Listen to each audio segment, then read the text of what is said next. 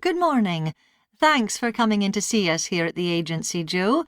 I'm one of the agency representatives, and my name's Sally Baker. Hi, Sally. I think we spoke on the phone, didn't we? That's right, we did. So, thank you for sending in your CV. We've had quite a careful look at it, and I think we have 2 jobs that might be suitable for you. OK. The first one is in a company based in North London. They're looking for an administrative assistant. OK. What sort of company is it? They're called Home Solutions, and they design and make furniture. Oh, I don't know much about that, but it sounds interesting.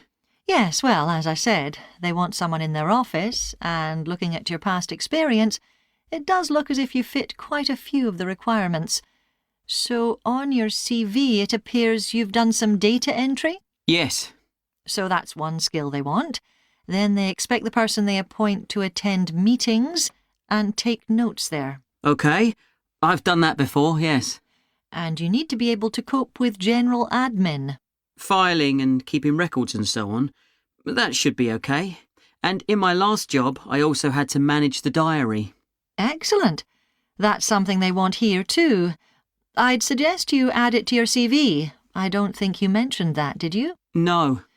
So, as far as the requirements go, they want good computer skills, of course, and they particularly mention spreadsheets. That should be fine. And interpersonal skills, which would be something they'd check with your references. I think that should be OK, yes. Then they mention that they want someone who is careful and takes care with details. Just looking at your CV, I'd say you're probably all right there. I think so, yes. Do they want any special experience? I think they wanted some experience of teleconferencing. Oh, I've got 3 years' experience of that. Let's see.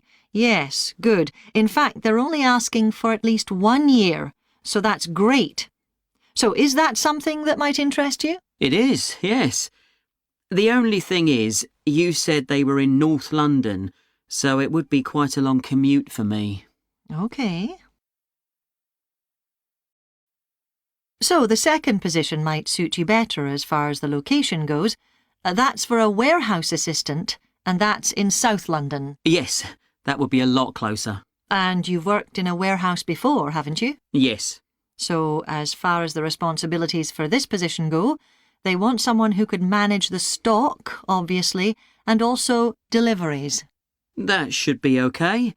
You've got to keep track of stuff, but I've always been quite good with numbers. Good. That's their first requirement. And they want someone who's computer literate, which we know you are. Sure. Then they mention organisational skills. They want someone who's well organised. Yes, I think I am. And tidy? Yes, they go together really, don't they? Sure. Then the usual stuff. They want someone who can communicate well, both orally and in writing. OK. And for the last warehouse job I had, one of the things I enjoyed most was being part of a team. I found that was really essential for the job. Excellent. Yes, they do mention that they want someone who's used to that, yes. Now, when you were working in a warehouse last time, what sorts of items were you dealing with? It was mostly bathroom and kitchen equipment, sinks and stoves and fridges. So you're OK moving heavy things? Sure. I'm quite strong, and I've had the training. Good. Now, as far as experience goes, they mention they want someone with a licence and that you have experience of driving in London, so you can cope with the traffic and so on. Yes, no problem. And you've got experience of warehouse work. And the final thing they mention is customer service. I think, looking at your CV, you're OK there. Right. So, what about pay? My guest on the show today is Alice Riches, who started the Street Play scheme where she lives in Beechwood Road. For those of you that don't already know, Street Play involves local residents closing off their street for a few hours so that children have a chance to play in the streets safely. She started it in her own street, Beechwood Road, and the idea caught on. And there are now street play schemes all over the city. So when did you actually start the scheme, Alice? Well, I first had the idea when my oldest child was still a toddler. So that's about 6 years ago now. But it took at least 2 years of campaigning before we were actually able to make it happen. So the scheme's been up and running for 3 years now. We'd love to be able to close our road for longer, for the whole weekend, from Saturday morning until Sunday evening, for example. At the moment, it's just once a week. But when we started, it was only once a month. But we're working on it. So what actually happens when Beechwood Road is closed? We have volunteer wardens, mostly parents, but some elderly residents too, who block off our road at either end. The council have provided special signs, but there's always a volunteer there to explain what's happening to any motorists. Generally, they're fine about it. We've only had to get the police involved once or twice. Now, I should explain that the road isn't completely closed to cars, but only residents' cars are allowed. If people really need to get in or out of Beechwood Road, it's not a problem as long as they drive at under 20 kilometres per hour. But most people just decide not to use their cars during this time, or they park in another street. The wardens are only there to stop through traffic. So can anyone apply to get involved in street play? Absolutely. We want to include all kids in the city, especially those who live on busy roads. It's here that demand is greatest. Obviously, there isn't such demand in wealthier areas where the children have access to parks or large gardens, or in the suburbs where there are usually more places for children to play outside. I'd recommend that anyone listening who likes the idea should just give it a go. We've been surprised by the positive reaction of residents all over the city. And that's not just parents. There are always a few who complain, but they're a tiny minority. On the whole, everyone is very supportive and say they're very happy to see children out on the street, even if it does get quite noisy. There have been so many benefits of street play for the kids. Parents really like the fact that the kids are getting fresh air instead of sitting staring at a computer screen, even if they're not doing anything particularly energetic. And of course, it's great that kids can play with their friends outside without being supervised by their parents. But for me, the biggest advantage is that kids develop confidence in themselves to be outside without their parents. The other really fantastic thing is that children get to know the adults in the street. It's like having a big extended family. It certainly does have a lot of benefits. I want to move on now and ask you about a related project in King Street. Right. Well, this was an experiment I was involved in, where local residents decided to try and reduce the traffic along King Street, which is the busiest main road in our area, by persuading people not to use their cars for one day. We thought about making people pay more for parking, but we decided that would be really unpopular. So instead, we just stopped people from parking on King Street, but left the other car parks open. It was surprising how much of a difference all this made. As we'd predicted, air quality was significantly better. But what I hadn't expected was how much quieter it would be, even with the buses still running. Of course, everyone said they felt safer, but we were actually amazed that sales in the shops went up considerably that day. We thought there'd be fewer people out shopping, not more. Tom, could I ask you for some advice, please? Yes, of course. If you think I can help. What's it about? It's my first media studies assignment, and I'm not sure how to go about it. You must have done it last year. Is that the one comparing the coverage of a particular story in a range of newspapers? That's right. Oh, yes. I really enjoyed writing it. So, what sort of things do I need to compare? Well, there are several things. For example, there's the question of which page of the newspaper the item appears on. You mean because there's a big difference between having it on the front page and the bottom of page 10, for instance? Exactly. And that shows how important the editor thinks the story is. Then there's the size. how many column inches the story is given, how many columns it spreads over. And I suppose that includes the headline. It certainly does. It's all part of attracting the reader's attention. What about graphics? Whether there's anything visual in addition to the text? Yes, you need to consider those too, because they can have a big effect on the reader's understanding of the story. Sometimes a bigger effect than the text itself. Then you'll need to look at how the item is put together. What structure is it given? Bear in mind that not many people read beyond the first paragraph.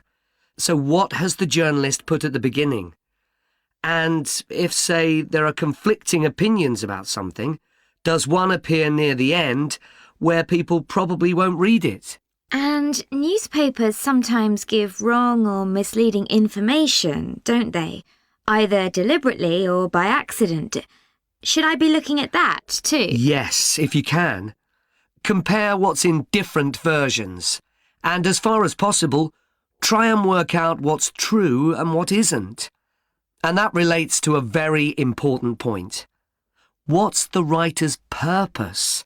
Or at least the most important one, if they have several. It may seem to be to inform the public, but often it's that they want to create fear or controversy, or to make somebody look ridiculous. Gosh, I see what you mean. And I suppose the writer may make assumptions about the reader. That's right. About their knowledge of the subject, their attitudes, and their level of education, which means writing so that the readers understand without feeling patronised. All of that will make a difference to how the story is presented. Does it matter what type of story I write about? No. National or international politics, the arts, anything, as long as it's covered in 2 or 3 newspapers. Though, of course, it'll be easier and more fun if it's something you're interested in and know something about. And on that basis, a national news item would be worth analysing. I'm quite keen on politics, so I'll try and find a suitable topic. What did you choose for your analysis, Tom? I was interested in how newspapers expressed their opinions explicitly. So I wanted to compare editorials in different papers, but when I started looking, I couldn't find 2 on the same topic that I felt like analysing. In that case, I won't even bother to look. So in the end, I chose a human interest story, a terribly emotional story about a young girl who was very ill, and lots of other people, mostly strangers, raised money so she could go abroad for treatment. Actually, I was surprised. Some papers just wrote about how wonderful everyone was, but others considered the broader picture, like why treatment wasn't available here. I usually find stories like that raise quite strong feelings in me. I'll avoid that. Perhaps I'll choose an arts topic, like different reviews of a film or something about funding for the arts. I'll think about that. Yes, that might be interesting. OK, well, thanks a lot for your help, Tom. It's been really useful. You're welcome. Good luck with the assignment, Hazel. Good morning. Thanks for coming in to see us here at the agency, Joe. I'm one of the agency representatives, and my name's Sally Baker. Hi, Sally. I think we spoke on the phone, didn't we? That's right, we did. So thank you for sending in your CV. We've had quite a careful look at it, and I think we have 2 jobs that might be suitable for you. OK. The first one is in a company based in North London. They're looking for an administrative assistant. OK. What sort of company is it? They're called Home Solutions, and they design and make furniture. Oh, I don't know much about that, but it sounds interesting. Yes, well, as I said, they want someone in their office, and looking at your past experience, it does look as if you fit quite a few of the requirements. So on your CV, it appears you've done some data entry? Yes. So that's one skill they want. Then they expect the person they appoint to attend meetings and take notes there. OK. I've done that before, yes. And you need to be able to cope with general admin. Filing and keeping records and so on. That should be okay. And in my last job, I also had to manage the diary. Excellent. That's something they want here too. I'd suggest you add it to your CV. I don't think you mentioned that, did you? No. So, as far as the requirements go, they want good computer skills, of course, and they particularly mention spreadsheets. That should be fine. And interpersonal skills, which would be something they'd check with your references. I think that should be okay, yes. Then they mention that they want someone who is careful and takes care with details. Just looking at your CV, I'd say you're probably all right there. I think so, yes. Do they want any special experience? I think they wanted some experience of teleconferencing. Oh, I've got 3 years' experience of that. Let's see. Yes, good. In fact, they're only asking for at least 1 year, so that's great. So is that something that might interest you? It is, yes. The only thing is, you said they were in North London, so it would be quite a long commute for me. OK.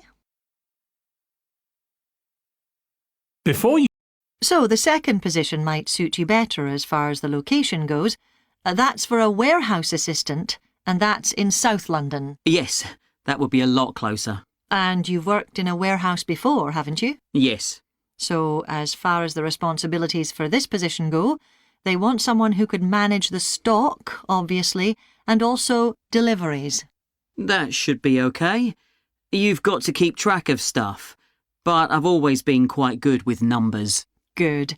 That's their first requirement.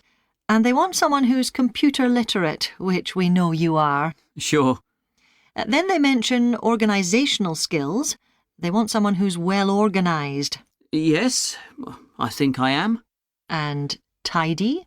Yes, they go together really, don't they? Sure.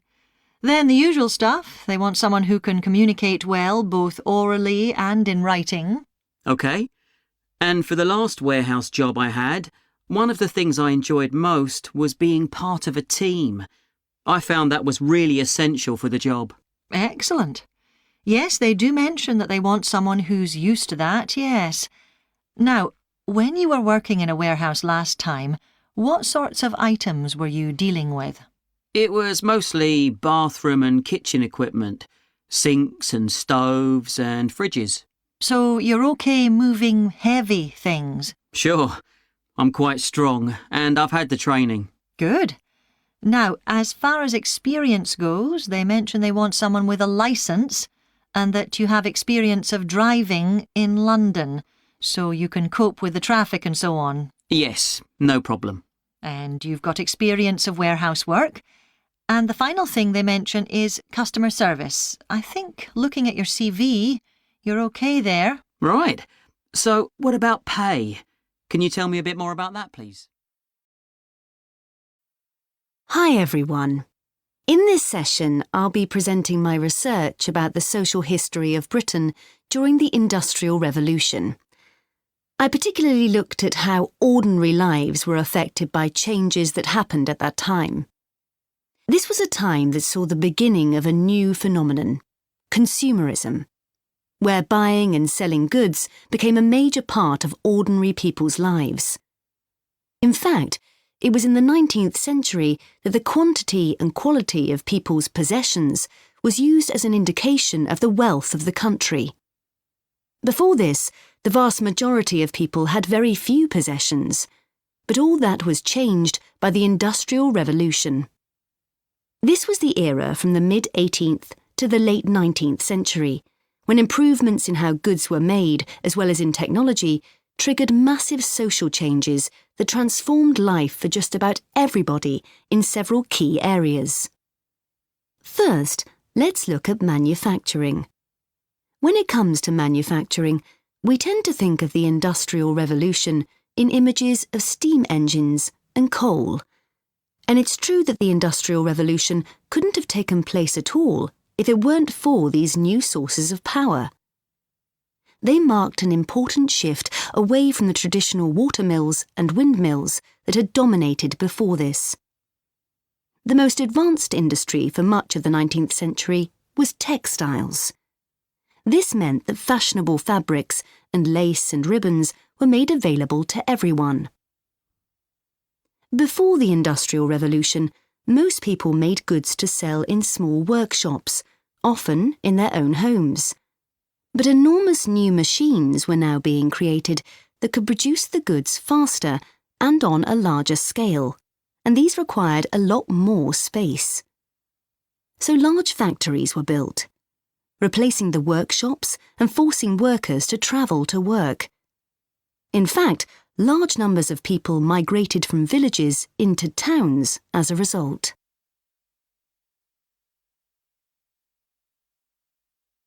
As well as manufacturing, there were new technologies in transport, contributing to the growth of consumerism.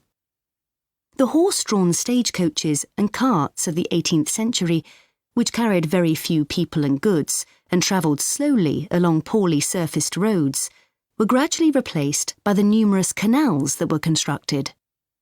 These were particularly important for the transportation of goods. The canals gradually fell out of use, though, as railways were developed, becoming the main way of moving goods and people from one end of the country to the other.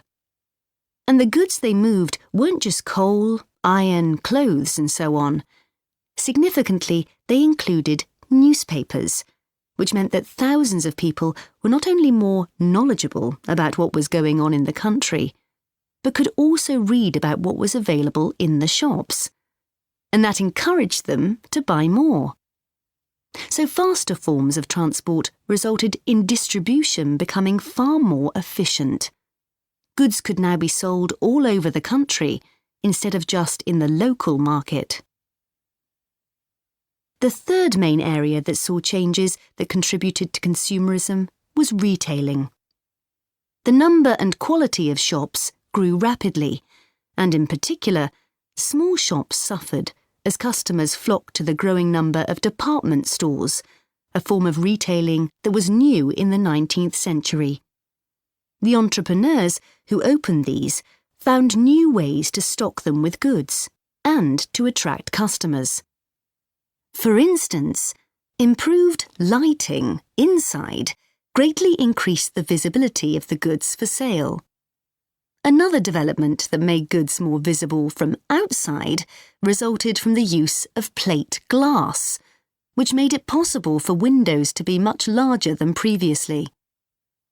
New ways of promoting goods were introduced too. Previously, the focus had been on informing potential customers about the availability of goods. Now, there was an explosion in advertising trying to persuade people to go shopping. Flanders claims that one of the great effects of the Industrial Revolution was that it created choice.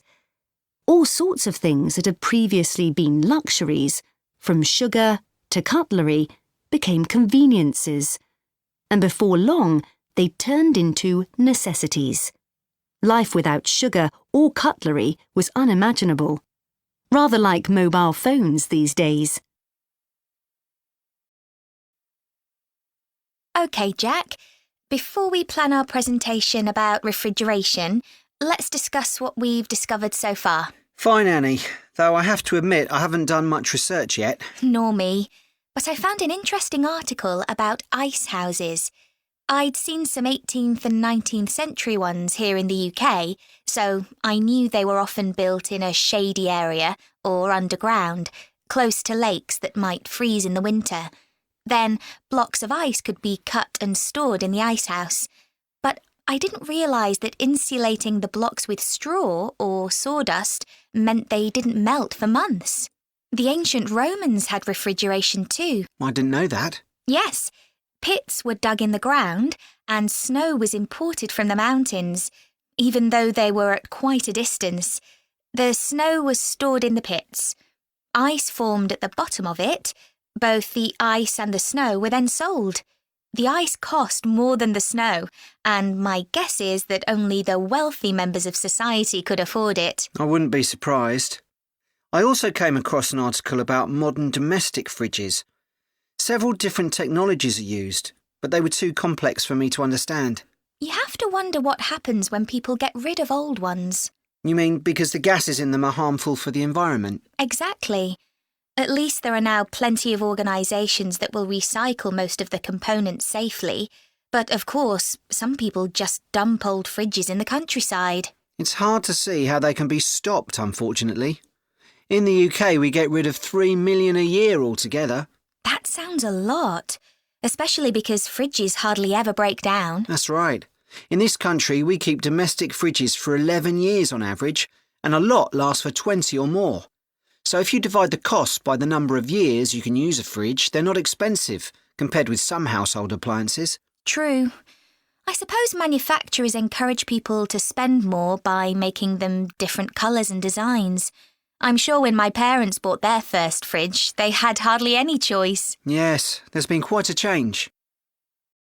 Let's make a list of topics to cover in our presentation and decide who's going to do more research on them. Then later we can get together and plan the next step. OK. How about starting with how useful refrigeration is and the range of goods that are refrigerated nowadays? Because, of course, it's not just food and drinks. No, I suppose flowers and medicines are refrigerated too. And computers. I could do that, unless you particularly want to. No, that's fine by me. What about the effects of refrigeration on people's health? After all, some of the chemicals used in the 19th century were pretty harmful, but there have been lots of benefits too, like always having access to fresh food. Do you fancy dealing with that? I'm not terribly keen, to be honest. Nor me. My mind just goes blank when I read anything about chemicals. Oh, all right then. I'll do you a favour. But you owe me, Jack. OK. What about the effects on food producers, like farmers in poorer countries being able to export their produce to developed countries? Something for you, maybe? I don't mind. It should be quite interesting. I think we should also look at how refrigeration has helped whole cities, like Las Vegas, which couldn't exist without refrigeration because it's in the middle of a desert. Right. I had a quick look at an economics book in the library that's got a chapter about this sort of thing. I could give you the title if you want to do this section. Not particularly, to be honest. I find economics books pretty heavy going as a rule. OK, leave it to me then. Thanks. Then there's transport and the difference that refrigerated trucks have made. I wouldn't mind having a go at that. Don't forget trains too. I read something about milk and butter being transported in refrigerated railroad cars in the USA right back in the 1840s. I hadn't thought of trains. Thanks. Shall we have a separate section on domestic fridges? After all, they're something everyone's familiar with. What about splitting it into two? You could investigate 19th and 20th century fridges, and I'll concentrate on what's available these days, and how manufacturers differentiate their products from those of their competitors. OK, that'd suit me.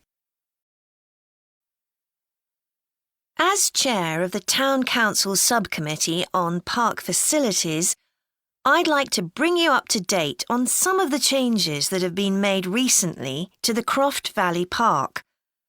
So if you could just take a look at the map I handed out, let's begin with a general overview. So, the basic arrangement of the park hasn't changed. It still has 2 gates, north and south, and a lake in the middle. The cafe continues to serve an assortment of drinks and snacks, and is still in the same place, looking out over the lake and next to the old museum. We're hoping to change the location of the toilets and bring them nearer to the centre of the park, as they're a bit out of the way at present, near the adventure playground, in the corner of your map. The formal gardens have been replanted and should be at their best in a month or two. They used to be behind the old museum, but we've now used the space near the south gate, between the park boundary and the path that goes past the lake towards the old museum. We have a new outdoor gym for adults and children, which is already proving very popular. It's by the glass houses, just to the right of the path from the south gate. You have to look for it as it's a bit hidden in the trees. One very successful introduction has been our skateboard ramp. It's in constant use during the evenings and holidays. It's near the old museum, at the end of a little path that leads off from the main path between the lake and the museum. We've also introduced a new area for wildflowers to attract bees and butterflies. It's on a bend in the path that goes round the east side of the lake, just south of the adventure playground. Now, let me tell you a bit more about some of the changes to Croft Valley Park. One of our most exciting developments has been the adventure playground. We were aware that we had nowhere for children to let off steam, and decided to use our available funds to set up a completely new facility in a large space to the north of the park. It's open year-round, though it closes early in the winter months, and entrance is completely free. Children can choose whatever activities they want to do, irrespective of their age. But we do ask adults not to leave them on their own there. There are plenty of seats where parents can relax and keep an eye on their children at the same time. Lastly, the glass houses. A huge amount of work has been done on them to repair the damage following the disastrous fire that recently destroyed their western side. Over £80,000 was spent on replacing the glass walls and the metal supports, as well as the plants that had been destroyed, although, unfortunately, the collection of tropical palm trees has proved too expensive to replace up to now. At present, the glass houses are open from 10 a.m. to 3 p.m. Mondays to Thursdays, and it's hoped to extend this to the weekends soon. We're grateful to all those who helped us by contributing their time and money to this achievement. The gardens have really been Hello, do you mind if I ask you some questions about your journey today? We're doing a customer satisfaction survey. Yes, OK. I've got about 10 minutes before my train home leaves. I'm on a day trip. Great, thank you. So, first of all, could you tell me your name? It's Sophie Bird. Thank you. And would you mind telling me what you do? I'm a journalist. Oh, really? That must be interesting. Yes, it is. So, was the reason for your visit here today work? Actually, it's my day off. I came here to do some shopping. Oh, right. But I do sometimes come here for work. OK. Now, I'd like to ask some questions about your journey today, if that's OK. Yes, no problem. Right. So, can you tell me which station you're travelling back to? Stormforth, where I live. Can I just check the spelling? Staunfirth?